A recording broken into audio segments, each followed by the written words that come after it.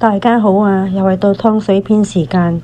人嘅體質機能每日都在變化、生長同埋老化，所以我哋就要靠啲食療啦，嚟減低速度變化。湯料又係好重要嘅物質，所有嘢溶化喺水度容易吸收。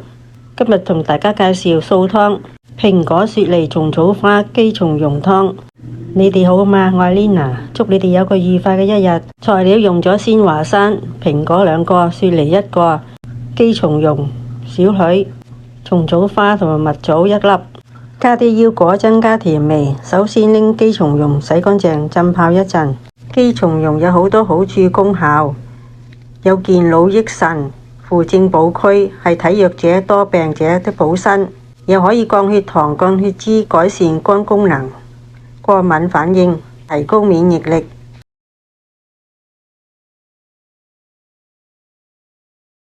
蟲草花洗乾淨，浸泡一陣。蟲草花有增強身體的免疫力、降血糖、降膽固醇同埋抗衰老。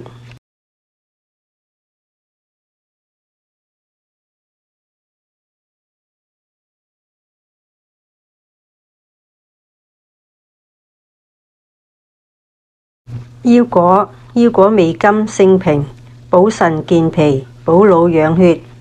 洗乾淨浸一陣，浸唔浸都冇所謂㗎喇。腰果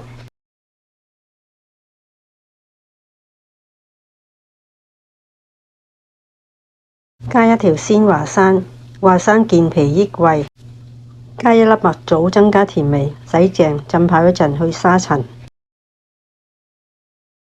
我放落嗰碗姬松茸嗰度一齊浸，唔使分開㗎。蘋果、雪梨洗淨，開4或者開6隨你。蘋果、雪梨有滋潤氣管，蘋果同埋雪梨好夾㗎。雪梨帶啲酸味，精酸同蘋果一齊煲出嚟，酸酸甜甜，好好飲。處理蘋果、雪梨記得去心去核。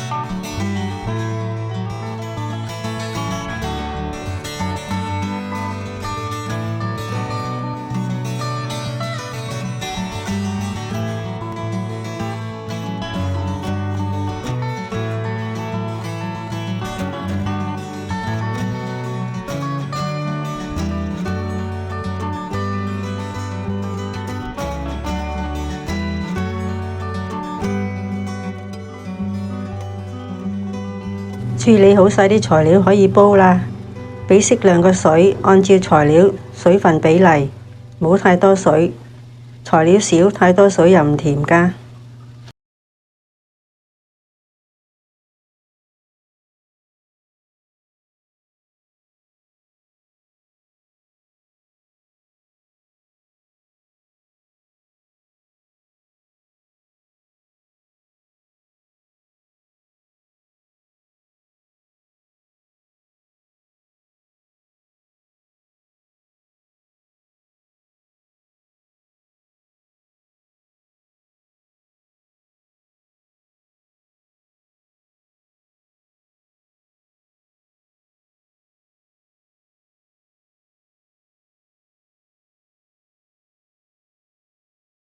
將啲腰果炒佢，看一看佢，俾少少油，炒咗啲腰果煲出嚟啖湯，香啲㗎，腰果好食啲㗎，實啲㗎，大家試下啦。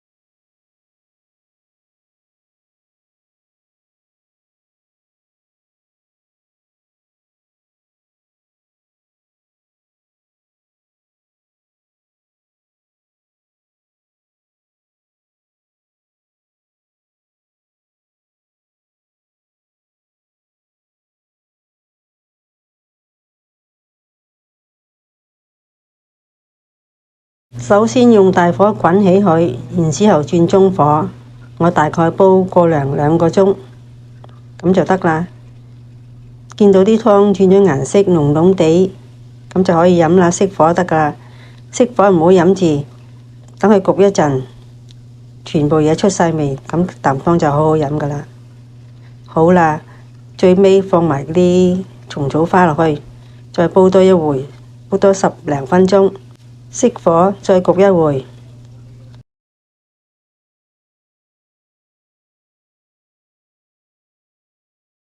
好啦，今日個湯煲好啦，睇下啲顏色幾靚，好好飲㗎。我用嘅材料唔貴，好容易買，但價值營養一樣，同啲貴嘅食材差唔多，唔需要煲太貴嘅食材㗎。按照自己嘅本事同埋能力去做啦。好啦，呢個視頻到呢度為止，好多謝大家收看。新嚟嘅朋友，如果你未訂閱嘅，請多多支持啦。記得俾個 subscribe、like and share 啊！好啦，呢個視頻到呢度為止，好多謝大家收看，再見，下一片見，拜拜。